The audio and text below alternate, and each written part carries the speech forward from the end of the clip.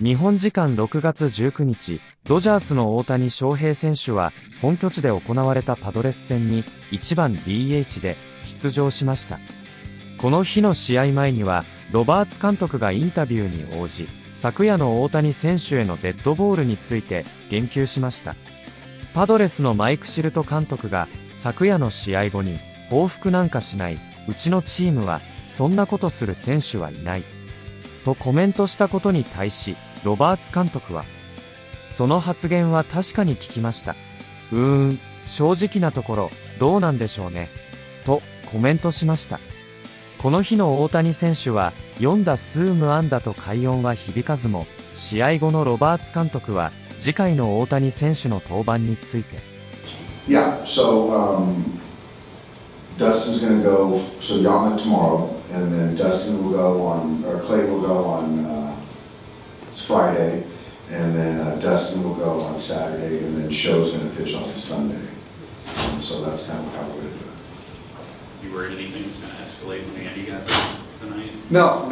I think it never feels good to get hit, certainly when you're going up a little bit higher, but I know Andy knew that there was no intent.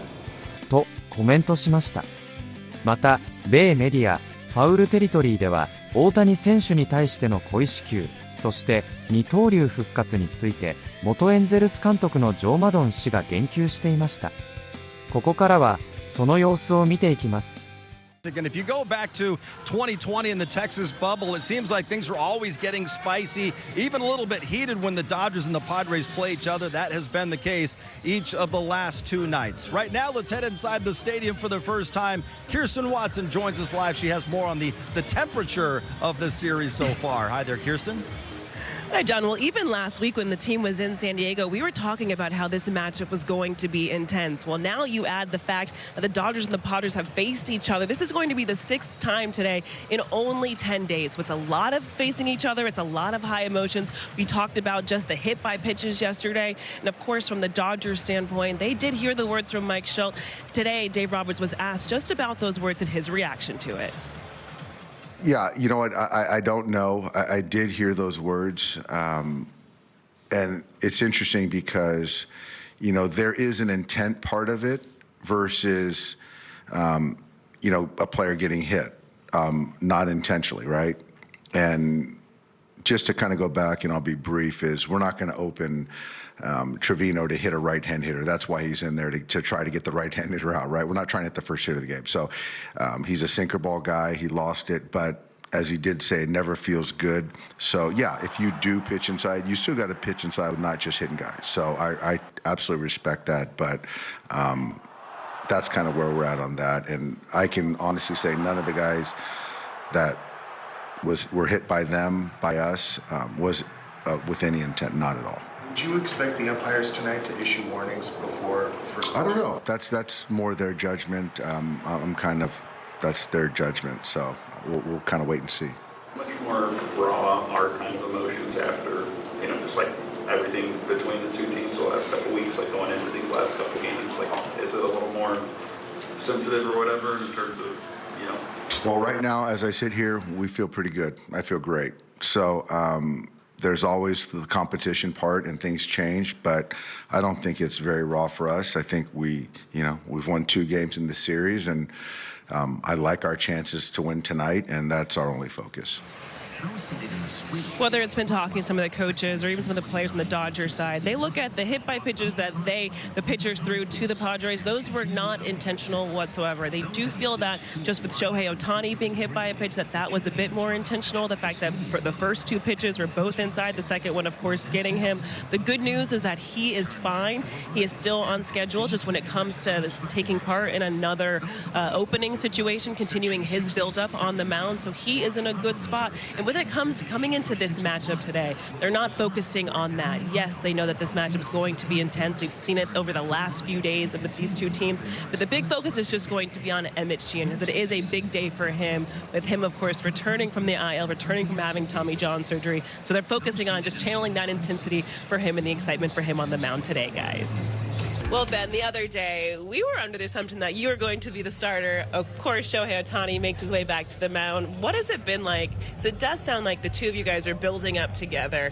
What is that like for you now when it comes to just your routine, your schedule, and making sure that not only you're preparing yourself as a starter, but also to take down bulk innings in a situation like that in which you're piggybacking? Yeah, I think at the end of the day, it's just consistency with my routine. So, for instance, I found out kind of late he was starting, but I treated it like a start. The timing was a little bit different just with coming into the, back into the second inning. But all in all, just making sure my routine's locked in for whatever the role is. We've obviously seen the impact of Shohei Ohtani on the offensive side, but to see what it was like for him, and it was only one inning of work, but just to see how everything unfolded, the eruption of the stadium, what was that like just witnessing it? Or were you too locked in just preparing yourself? I usually am too locked in to kind of notice what's going on. I made sure that first inning, I knew I wasn't going in, so I got to kind of sit back, relax, watch him do his thing, saw the back end of his warm-ups, and just the atmosphere was as close to a playoff game as I've seen, if not maybe a little bit more just with the buzz going around. But I think, too, just like selfishly being a part of his first game and, on the mound for us was pretty cool. But then Manny, and believe me, I've been that guy that's gotten hit, and I've been pissed, and teams have been like, we're not trying to hit you. I know, but it still hurts. I don't want to get hit. Not that you're trying to hit me on purpose, but when they hit Iglesias, Manny came out and was like, oh, what about the warnings? Like, well, that's not why they have the warnings out. Guys can still get hit by pitches. You're not just going to throw them out. You just have to have some feel. So I thought the umpires had good feel in that situation. There you go. And for anyone that doesn't think that the Padres were throwing at Ohtani on purpose, you're insane. Yeah. Now, Trevino and Tatis, I don't know. He's hit him twice now. That's kind of twice in a week, so I get it. I don't think, but he just throws that turbo sinker that kind of gets away from every once in a while. Mm-hmm. But if you don't think that Vasquez was throwing it right at Ohtani, and he missed, he's probably never had to do that in his life. If you talk to a pitcher, and Kratz, I think you've probably had this conversation, and they say, it's so hard to hit a guy. I'm like, you can throw a strike down and away like 9 out of 10 times, but you can't hit a guy? All you got to do is like move it over a little bit. And they're like, it's so hard. I'm like, it shouldn't be that hard. You got a big target. They're like, oh, I throw it in and then he moves out of the way. All right, well, then throw it right behind him, and then they move right into it. Shouldn't be that hard. It shouldn't. A pitcher explained it to me one time. Like, I don't want it to look like I'm actually throwing at him. So they want to stride at the exact same place. Now, this was just one pitcher telling me this. They want to stride at the exact same place and yank it. And that's what he said is so hard. I'm like, just stride at the hitter. Everybody knows you're hitting them. Put it right, what I've always heard, put it right behind their butt, because nobody ever moves forward, and they'll just move right back into it, or they'll turn and their left butt cheek if they're a left-handed hitter, or their right butt cheek if they're a right-handed hitter. AJ wants to know if you've ever code read him before to hit him, and what you thought about the recent back and forth with the Padres and Dodgers. How you doing? Good. Thanks for having me here, boys. And yeah, listen, we had a lot of reason to code red AJ, but never did, right? That is a lie. That is a bold-faced lie, Joe, because Kelvin Escobar hit me after we beat you in 05. The next year, my first at-bat, and you weren't the manager, but you were the bench coach, so I'm blaming Sosha and you. And then, Go ahead. And then there was one in 2012. You were still in Tampa, and Alex Cobb hit me after you guys thought I had a dirty slide on Zobrist. And then Quintana threw behind Ben Zobrist. You guys all whined, and that was the famous Hawk Harrelson. Wagner, what are you doing? See, when you have a really good veteran team, the manager never has to say anything, and you know that. It's never it should never have to come from the manager. These are the kind of things you talk about in spring training, and it's always about defending your own brood. My experience has been most of the times when this has occurred, it's obviously obvious when it should happen. But what normally occurs is that a veteran pitcher will mosey up to somebody, whether it's somebody in the bullpen coming into the game, a guy in the pen, or somebody on the bench itself. But these are conversations we all have in spring training. I can honestly tell you, I've never went up and told or asked anybody to hit a batter, but it's been done because of the unwritten rules. And you guys were talking about something previous to this about pitchers that cannot do it. I'll tell you why. I mean, I had a young pitcher with the Rays that one of the dudes asked him to hit somebody. And this guy was totally freaked out about it. He's a really good pitcher because he had never done it before and he didn't want to do it. And it puts the guy in a very difficult situation. So really, when it's asked of a pitcher to do something like this, and I know like Ozzie would get upset if somebody didn't drill somebody at the right time. I know that, but you have to ask the right guys. Chuck Finley, one of the best. Chucky would pick out a thigh. That was his big thing. Like I think Eric brought up about, or somebody brought up about throwing behind the guy or at his butt. Pick out a thigh is always the most effective way. Joe, I one time got in trouble from a manager because I told one of our pitchers to hit somebody because they hit Yelly 3 times in a row, and the Cardinals just nobody on our team. And I got aired out by Craig Counsell. So have you seen it where managers only want to be the one that ordering the code red? I can't say that specifically because I know Soch never wanted to throw at anybody. I'm going to tell you that right straight up. Soch did not like that at all. And again, like I've not specifically seen that, no. But again, back to my original point, conversation in spring training was always about protecting one another. You talk about the Cardinals. The time I was with the Cubs, the Cardinals, as much as anybody, would throw at somebody. That was part of their culture there, and you knew that. And I remember specifically there was a situation in Wrigley where I felt that was happening against us, and my comment afterwards was that we don't start anything, but we're going to stop stuff. We'll stop something that occurs. So if you in fact believe you're being attacked, of course you have to retaliate. I don't care what anybody says. I don't care about the narrative that's been created in today's game. It's just the way things need to be done. I'll tell you, the 2008 Rays ascended as quickly as we did because of the fight we had in spring training with the Yankees and then the fight we had with the Red Sox during the season, because we had to take that division. Nobody was going to give it to us. And these guys were pushing the Devil Rays around for years. So I think the two of the biggest moments or seminal moments in the history of the Rays was the fight when Elliott Johnson pancaked Francisco Cervelli at home plate in a spring training game, and the other one was when Shields got Coco Crisp in the thigh to start the game after there was an issue the night before. These, listen, people could argue all they want, but these are the kind of things that may be necessary to galvanize a team. And all of a sudden, yeah, you start believing in yourself. You become a little bit tougher, quite frankly. And I don't see anything wrong with it. I don't want anybody throwing anybody's head. Absolutely not. That's not the point. Picking out a thigh is the pro way of doing it.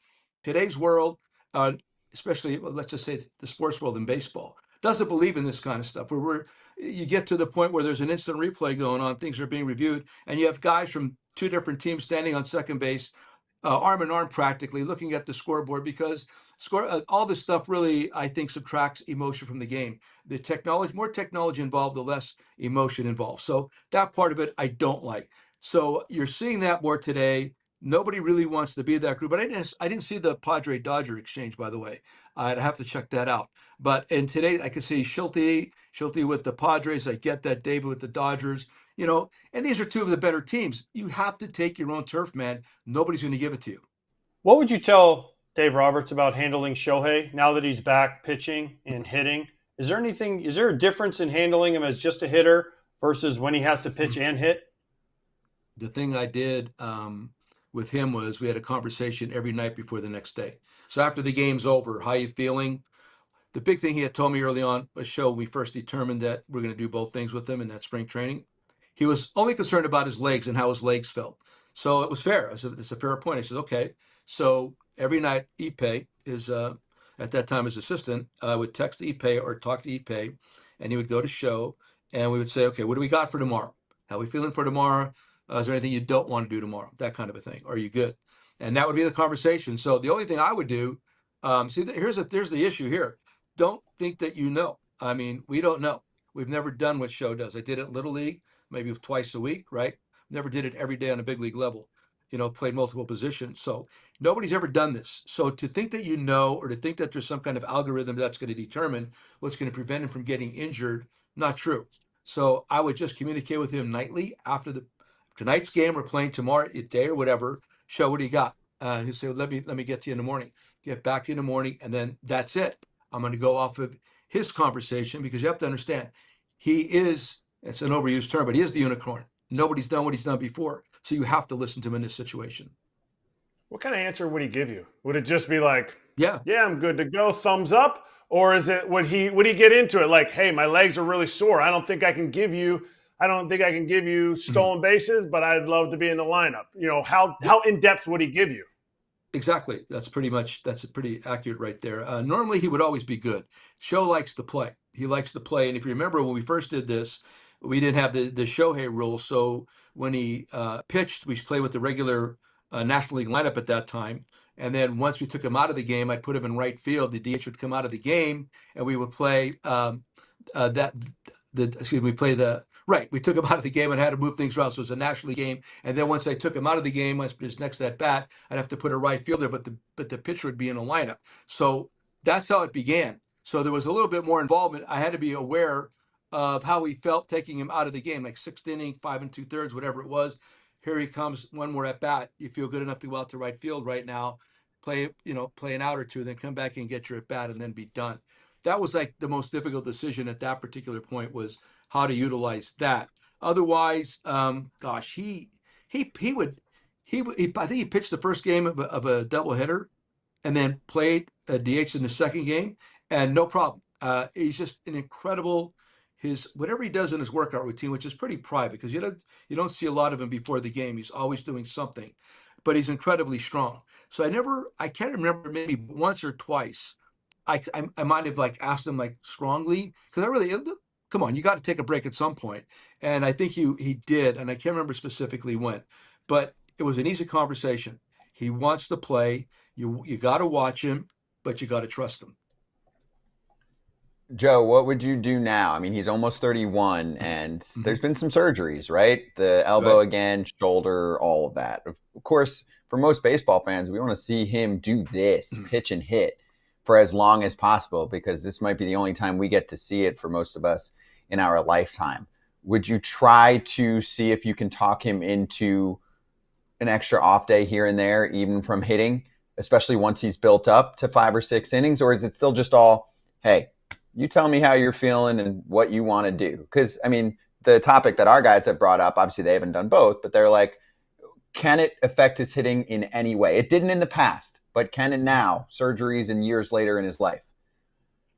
Well, I think you could talk about it. I think, again, I always like to be proactive in front of the situations like this. And so you would probably try to create different potential scenarios that we might want to adjust to as this thing is in progress.